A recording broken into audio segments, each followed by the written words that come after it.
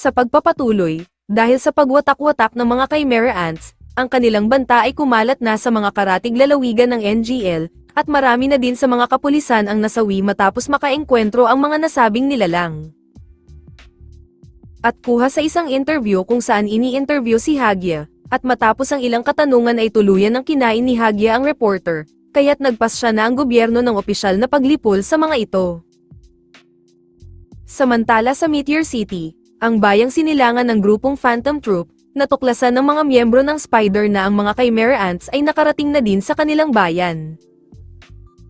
Ayon sa lokal na konseho ng Meteor City, umabot na sa 300 ang nasawi at ang mga nare-recover nilang mga bangkay ay malaki ang ipinagbago ng itsura, at napilitan silang tugisin ang mga ito dahil sa pagiging agresibo ng mga ito sa kapwa-tao. Dahil sa hindi kinikilala ng konseho na tao ang mga bangkay na na-recover, nagpasya si Finks na sila na lamang ang kikilos at pupuksain nila ang nagre-reyna-reynahan sa kanilang balwarte. Samantala sa pugad, sa ganito binabago ni Zazen ang mga tao patungo sa kanyang alagad, matapos niya itong turukan ng kanyang lason, nagta-transform ito sa pagiging isang mutant at siya ang itinatanghal ng mga ito na reyna. Sa pagpasok ng mga spider sa pugad, nagpasya silang magpaligsahan na kung sino ang unang makakapatay sa reyna. Dahil sa pag-uga ng sapot, naramdaman ni Pike ang pagpasok ng mga Phantom Troop at agad itong inulat kay Zazen, kaya naman inutos ni Zazen kila Pike at sa iba pa na kanilang lalabanan ang mga nanghihimasok. Sa kabilang banda, nakaharap ni Van Olen ang isang Chimera Ant na pumatay kay Panzu. Sa unang pagkakataon ay isiniwalat ni Van Olen ang kanyang katawan at marami itong mga butas. Ang mga butas sa katawan ni Van Olen ay lumilikha ng mga tunog kapag dumadaloy dito ang hangin, sa kanilang tribo tradisyon ng pagbubutas sa katawan nila habang bata pa lamang. Ginagamit nila ang sarili nila bilang instrumento upang makalikha ng himig sa pakikidigma, naniniwala sila na mas malakas ang magawa ng himig ng isang bapo mas malakas ang paggabay sa kanila ng espiritu. Sa atakeng ginawa ni Van Olen ay nagawa pang makatayo ng Chimera Ant, dahil dito ininsulto nito ang dangal ng tribo ni Van Olen. Samantala nakaharap naman ni Shalnark ang isang Chimera Ant na may matitibay na balat, hirap siyang itusok ang kanyang antena upang sumailalim ito sa kanyang kontrol. Gayunpaman nang magtagumpay si Shalnark na may tusok ang antena, inakala niya na nasa kontrol na niya ito ngunit bigla siyang niyakap ng kalaban. Lumalabas na nasa kontrol pa pala ito ng isang Chimera na nagngangalang Boki na isa ding manipulator. Sa pagkakataong ito wala nang magagawa si Shalnark kundi gamitin ang kanyang alas.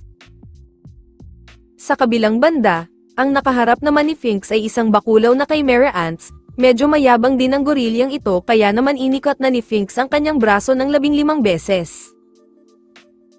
Sa pamamagitan nito ay nakakapag-ipon si Finks ng sapat na puwersa, kaya't sa pag-atake ay na-one-hit niya ang gorilya at nagkawasak-wasak ang katawan nito. Dahil sa sitwasyon ni Shalnark na pilitan niyang itusok ang antena sa kanyang sarili, bumugso ang napakaraming aura kay Shalnark at madali lamang niyang tinapos si Boki.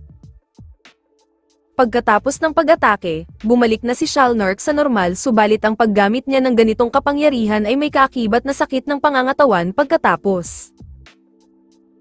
Habang nagaganap ang mga paglalaban sa bawat miyembro, ibinunyag ni Cal Luto na kaya niyang manmanan ng isang tao gamit ang kapirasong papel at ito ay parte ng kanyang Nen ability. Hanggang sa dumating ang isang Chimera Ant at may dala itong bakal na lubid, sinabuyan ni Cal Luto ang Chimera ng kapiraso ng mga papel. Natatawa na lamang ang Chimera na walang epekto ang mga papel sa kanya, hanggang sa may dumikit na papel sa pagitan ng braso nito. Sa pagkumpas ng pamaypay ni Cal Luto ay ramagasa ang napakaraming maliliit na papel, at nagawa nitong maputol ang braso ng kanyang kalaban. Samantala dahil sa tunog na dinudulot ni Van Olen, tumakas papalayo ang kanyang kalaban, ngunit hindi niya ito tuluyang pinatakas, at lumikha ng napakalakas na tunog at sa bilis ng frequency nito ay nagmistulang malaking planeta na dumurog sa Chimera Ants. Sa kabilang pangyayari, nagkita-kita ang tatlong miyembro matapos nilang talunin ang kanilang mga katunggali. Sa mga sumunod na sandali, matindi din ang sinapit ng kalaban ni Cal Luto sa kamay nito. Sa kabilang panig naman ay patuloy pa din nakikipagtuos si Phaeton kay Zazen, habang si Shizuko naman ay walang patid namang nakikipaghilahan ng kanyang vacuum cleaner sa baklang gagamba.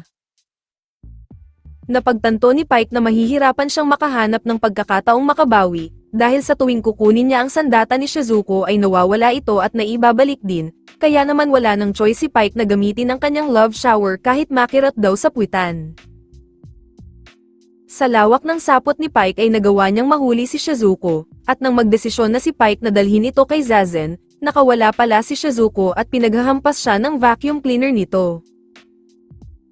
Napagtanto ni Pike na wala na palang damit si Shizuko, matapos madikit ang damit nito sa kanyang sapot ay hinubad nito ang sariling damit upang makatakas. Dahil puno na ng sugat si Pike, nagdesisyon si Shizuko na higupin ang lahat ng dugo ni Pike gamit ang kanyang vacuum cleaner. Sinubukan pa ni Bakla na takpan ang kanyang mga sugat gamit ang kanyang mga kamay, ngunit mas marami pa din ang mga sugat nito. Hindi nagtagal ay tuluyan ng naging butot balat si Bakla at na-deads na ng tuluyan. Samantala nakarating na si Carluto kung saan naglalaban sila Phaeton at Zazen, hindi siya makapaniwala kung paano nakikipagsabayan si Phaeton sa laban ng ganito kabilis. Sumunod namang dumating si Shizuko, napansin niyang mabagal pa sa lagay na yan ang galaw ni Phaeton, kaya naman si Carluto ay patuloy pa ding nagugulat sa narinig. Gayunpaman nagawang masugatan ni Phaeton ng mukha ni Zazen gamit ang kanyang payong, dahil sa pinsalang ito labis na ikinagalit ito ni Zazen, binunot niya ang kanyang buntot at nag-transform sa pagiging isang hybrid na halimaw. Sinubukan ni Phaeton na umatake sa likuran ni Zazen, ngunit pumalpak ang atake niya at bumalik sa kanya ang puwersa, dahil nagawang mapataas ni Zazen ang kanyang depensa. Gayunpaman nabalian ng kaliwang braso si Phaeton ni Zazen, kaya naman nagsimula na siyang magdasal para sa isang ritual. Nang marinig ito ng bawat miyembro ay dali-dalian na silang lumayo, binalaan ni Fink si Carluto na lumayo na din dahil ang saklaw ng kapangyarihan na ito ni Phaeton ay kayang wasakin lahat ng madaanan. Habang tumatakbo palayo si Carluto, nag-iba naman ang kasuotan si Phaeton at naglabas ng isang bolang enerhiya na tinawag niyang Pain Packer. Ang enerhiyang ito ay kalaunan ay naging isang parang tunay na araw, ang loob ng pugad ay nagsimulang magliyab at si Zazen naman ay unti-unti nang namamatay dahil sa lapnos. Nang tuluyan ng mamatay si Zazen, nagdesisyon na ang Phantom Troop na lumabas ng pugad, lumapit sa kanila ang mga taga Meteor City na ngayon ay Chimera Ants na. Nakiusap ang mga Chimera Ants na patayin na lamang sila, subalit tumanggi si Finks, sapagkat nais niyang wakasan lamang ang mga buhay nila kung sila ay lalaban ng may dangal, dahil dito umatake ang mga Chimera upang wakasan ang kanilang mga buhay. Matapos iligtas ng Phantom Troop ang Meteor City, sa kabilang dako naman ay naghahanda na sila Gon at Killua na pasukin ang silangang Gorto para sa isang misyon. Samantala ang grupo ni Hagya ay nagpas siyang magtungo sa Royal Palace ng silangang Gorto. Lumuhad sila kay Shayapov para lamang tanggapin sila sa kaharian ni Haring Meruem, pumayag naman si Shayapov subalit nararamdaman niya ang tunay na pakay ni Hagya. Nang makapasok na ang ating mga bida sa silangang Gorto, binalaan ni Killua si Gon tungkol sa isang sistema na pinairal sa bansang ito. Tinatawag itong informant system, ang sinumang makapagturo ng espiya ay ginagantimpalaan ng gobyerno, kaya naman pati ang pagtakas at paghihimagsik laban sa gobyerno, ay wala na ding nagtatangka dahil kapag nahuli nila ang isang tao, damay pati mga kamiyembro ng mga ito at pati pamilya ay pinapatay. Sinasabi din na ginagamit ng bansang ito ang mga tulong na galing sa ibang bansa na para sana sa mga batang nagugutom, ginagastos ito para sa pansariling luho ng mga taong sangkot sa korupsyon, at ang kalahati ay ginagamit para mag-develop ng nuclear missile. Hindi nagtagal ay narating nila Gon at Killua ang isang nayon, natuklasan nila na wala ng tao sa lugar at ang natagpuan lamang nila ay ang bakas ng mga dugo at tama ng ilang bala sa pader. Sa di kalayuan ay natunton nila ang pinaglibingan ng mga bangkay, naniniwala si Killua na nagsimula na ang seleksyon, kinukuha nila pito ang mga taong marunong gumamit ng nen, at upang walang makaalam ay pinapatay nila ang bawat tao sa nayon upang hindi na kumalat ang totoong nangyayari. At dahil 9 na araw na lamang bago ang malawakang pagdiriwang, inuuna nilang palikasin ang mga bayang nasa malayo papuntang kabisera ng Beijing. At dahil nasa 1 milyong tao din ang kailangang papuntahin ng gobyerno patungong palasyo, nagtataka si Gon kung paanong magagawang pasunudan ng mga maharlikang gwardya ang mga ganong kadaming tao. Sinabi ni Killua na kaya ng mga royal guards na magawa iyon basta meron sa kanilang isang magaling na manipulator, sa ganong paraan nila kinokontrol ang militar ng bansang ito, upang mapasunod ang ganong kadaming mga mamamayan. Gayunpaman may naisip si Killua na plano upang mapatigil ang pagpunta ng mga tao sa palasyo. Kailangan lamang niyang patigilin ang mga sundalong kontrol ni Pito at saka babalaan niya ang mga residente. Sumang-ayon dito si Gon, subalit nais ni Killua na gawin ang misyon na iyon ng mag-isa. Pinilit niya si Gon na huwag mangingialam sa kanya dahil ang pangunahin layunin ni Gon ay talunin si Pito. At bago maghiwalay sila Killua at Gon, wala silang kaalam-alam na may nagmamanman pala sa kanilang isang Chimera Ants. Nang magdesisyon na ang dalawa na maghiwalay, napagpasyahan nito na sundan si Gon at ang Chimera pala na ito ay si Meleoron. Sa kabilang dako, kasalukuyang nakikipagnegosasyon sila Nov at Moral sa military general ng bansang silangang Gorto na si Marcos. Ipinapangako ni Nov na proprotektahan nila ang pamilya ni Marcos sa banta ng mga Chimera Ants, subalit kapalit naman nito ay ang pagsisiwalat ni Marcos ng lahat ng impormasyong kinasasangkutan ni Ming Joel-ik. Bagamat pumayag si Marcos, hindi maaalis kay Moral na kasuklaman si Marcos sapagkat lahat ng tinatamasa nitong karangyaan ngayon, ay dahil sa pagsunod nito sa lahat ng katiwaliang kinasangkutan ni Ming Joel-ik. Samantala dahil sa nagaganap na seleksyon, hindi matiis ni Knuckle na maupo na lamang sila dito at maghintay, habang 5,000 tao ang mamamatay sa loob lamang ng isang araw. Gayunpaman pinakalma ni Shoot si Knuckle, sinabi niya na huwag isipin ni Knuckle na wala silang ginagawa, dahil nakataya din dito ang kanilang mga buhay, at kung paiiralin nila ang kawalan ng pasensya, maaaring mabigo sila sa orihinal nilang plano at mas lalong marami pang buhay ang masasawi. Samantala habang nagpapahinga si Gon, agad na naramdaman ni Gon ang presensya ni Snake bago pa ito makaatake. Pinuri ni Snake si Gon sa lakas ng pandaman nito, gayunpaman ginamit nito ang sariling buntot para maging spring, dahilan para makatalo nito ng mabilis sa bawat paligid. Nagawa ni Snake na mahuli si Gon, subalit madali lamang nakawala si Gon sabay suntok sa mukha ni Snake at pagkatapos ay ginapos niya ito sa puno.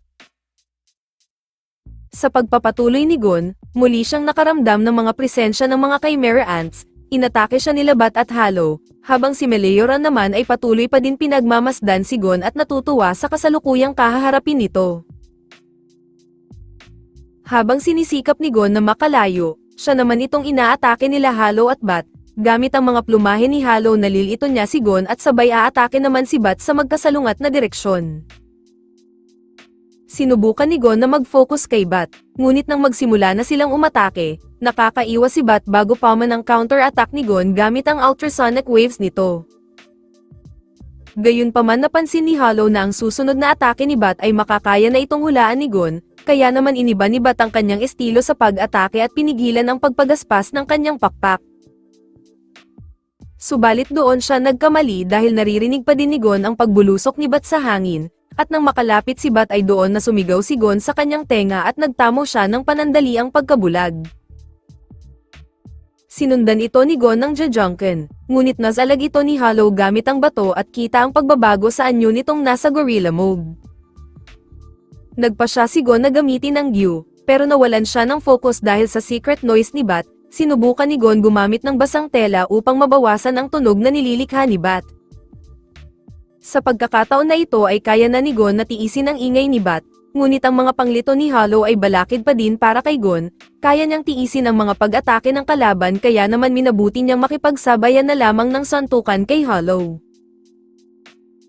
Alam ni Gon na kaya niyang tapusin si Hollow gamit ang isang Jajangken lamang, ngunit nag-aalala siya na baka makatakas pa si Bat at magdala pa ito ng mas maraming kasama.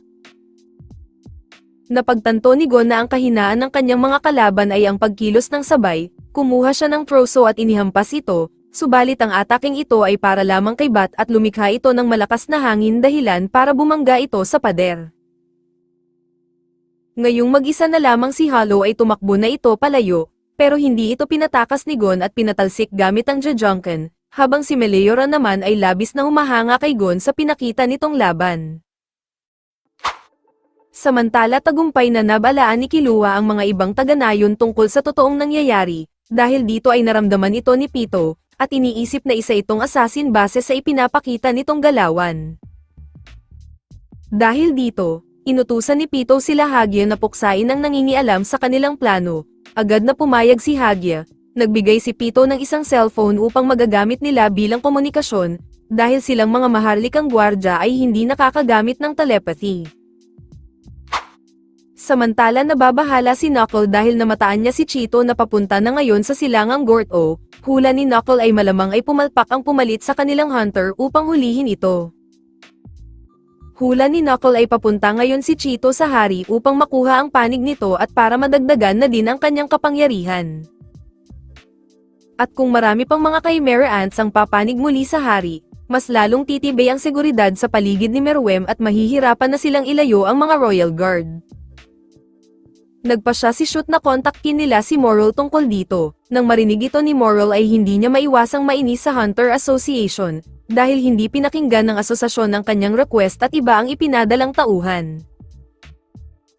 Pinaalalahanan ni Nove na huwag kikilos si Moral nang walang approval ng review board, dahil si Chairman Netero ang mananagot sa huli. Dagdag pa ni Nove na talagang mga sakim na buhaya ang mga miyembro ng komite, at base sa pakiramdam ni Moral sinasadya ng ilang miyembro ng komite na isabutahe ang misyon, nang sa ganon ay madungisan ang pangalan ni Chairman Netero sa darating na susunod na eleksyon. Gayunpaman nag-anunsyo si Ming Jolik na ang buong silangang Gorto ay naka-under na ngayon ng martial law, at inutos niya na huwag makinig sa nagaganap na himagsikan, samantala makikita naman si Killua na determinado pa din na ituloy ang kanyang plano. At dito muna nagtatapos ang Season 5 ng anime. Like and share naman dyan. Maraming salamat sa palaging panonood.